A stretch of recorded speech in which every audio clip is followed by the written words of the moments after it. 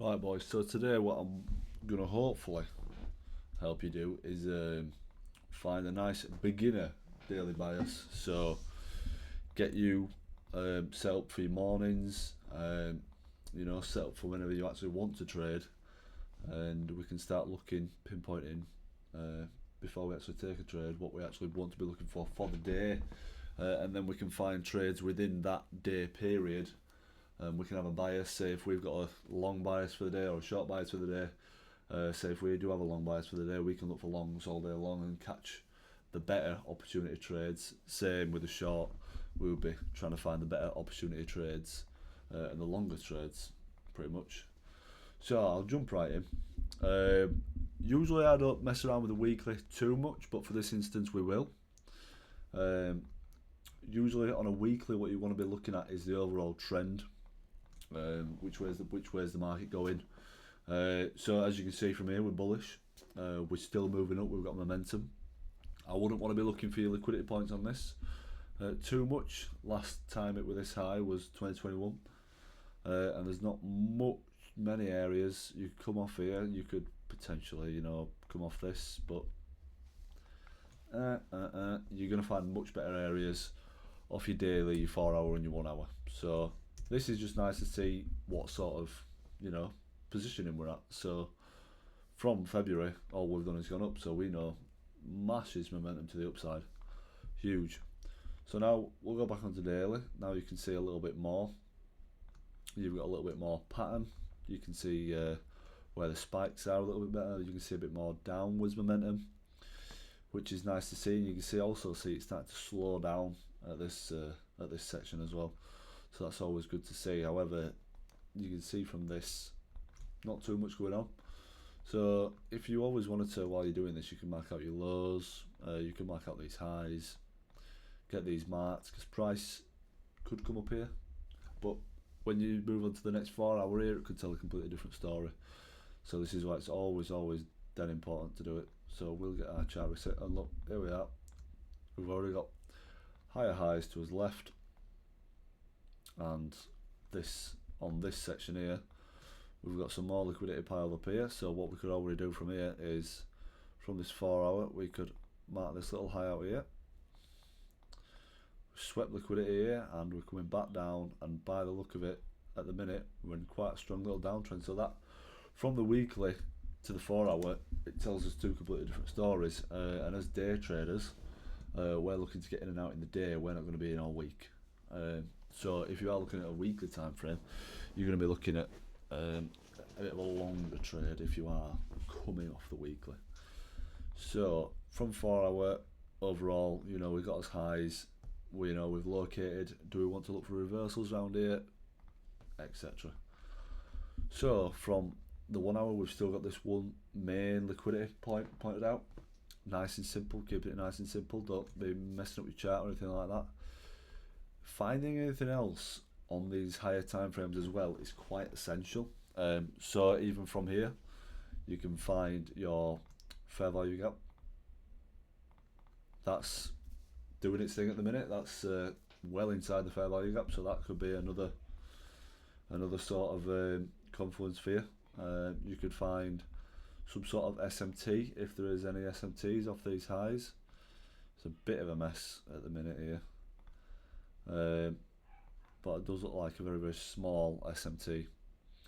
So you could point these little tiny things out, because these are all signs of a continuation down. You've got an SMT, which is a sign of a reversal. You could look for some inverse fair value gaps on the higher time frames. You've got one here, that could be pointed out, all to just give you a bit of knowledge of what we're going to do on this 1 hour candle. 1 hour candle is a big long candle, so now we've got a bit more interest on this 1 hour time frame of what's going on. We know overall we're going up, however we've got some good support here on this liquidity pull.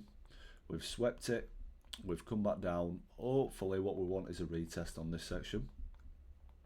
We've got a big fair value gap placed with as well a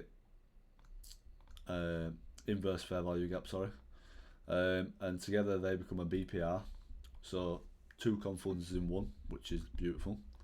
always nice to see. From here, you could even start putting some more confluences out. But obviously, if you wanted a bit of a smaller time frame trade, you're going to want to be looking a bit more in 5 minutes. There's no point throwing all your confluences in the 1 hour, and then because you're going to be looking at a good 5 hour trade if everything starts playing out your way. So we can keep scrolling down. Obviously, nothing much is going on different from the 30 minute to an hour. No, still got all your main liquidity. You've got some liquidity now piled up here from this SMT that we found.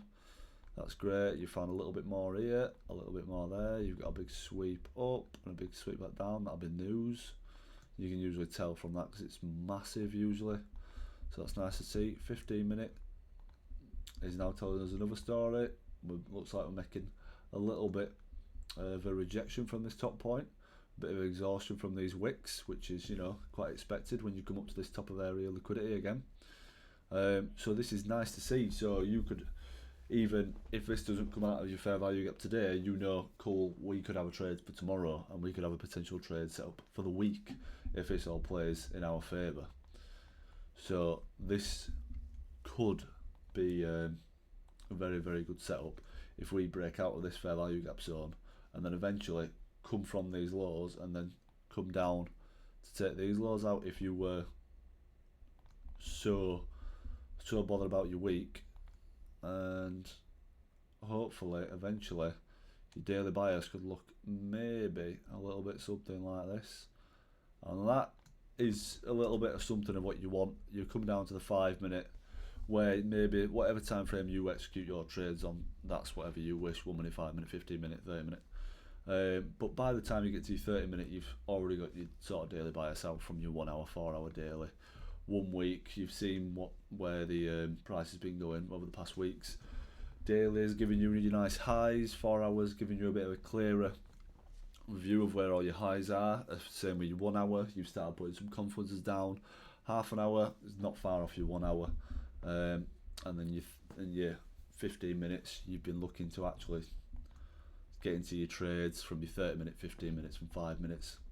So this gives you a nice overall bias of where your week's going. So from this, I would look at this and go, oh cool, if this actually works out and comes out of this fair value gap to the downside from the SMT here, and it continues in this downward sort of momentum that we've got going on at the minute from this retest, cool, I could be looking to get in some small position trades on some shorts, so that'd be ideal. So that's really what all the daily bias is about, and that's all there is to it. It's setting up your day so you can get the smaller trades from your bigger bias, and that is basically as simple as it is. So setting this up is quite important because you get to be able to see the bigger picture, and then you get to be able to obviously put on the smaller trades.